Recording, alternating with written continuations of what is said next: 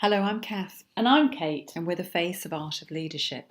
And in this video, we're looking at the colour magenta in relationship to our leadership work with organisational systems and leadership behaviours. So the business principle that underlines Magenta is there is no certainty with transformational change except what is created from the inside. I like to think of magenta as a catalyst for transformation, but not this in the same way as transformation in the green. It's quite paradoxical, actually. On the one hand, it's a yearning to be all we can be, to reach our fullest potential both individually and organisationally. And yet, on the other hand, it's how can we be more present, have more happiness and fulfilment, and be in the now? And there's a bit of tension going on there.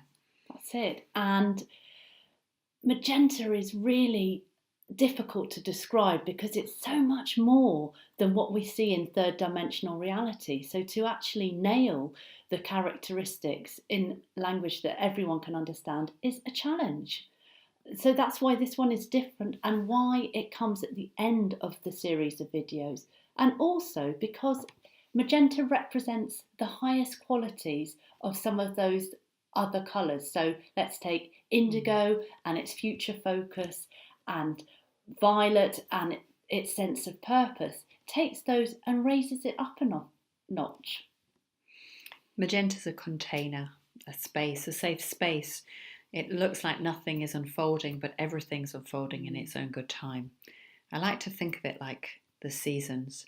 So in the winter, you know how you have hibernation, and it looks like there's nothing really much going on. Well, actually, everything's growing under the surface, and then you get those lovely green shoots in spring.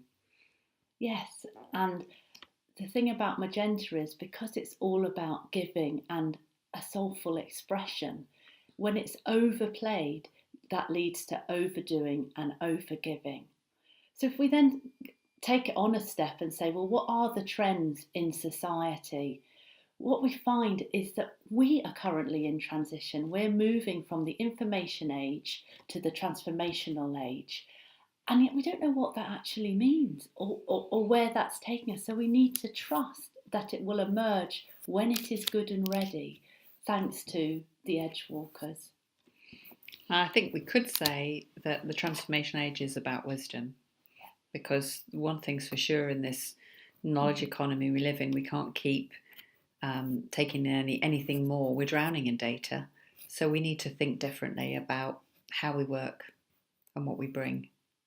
So the message in Magenta is live for the now, because all we have is the present.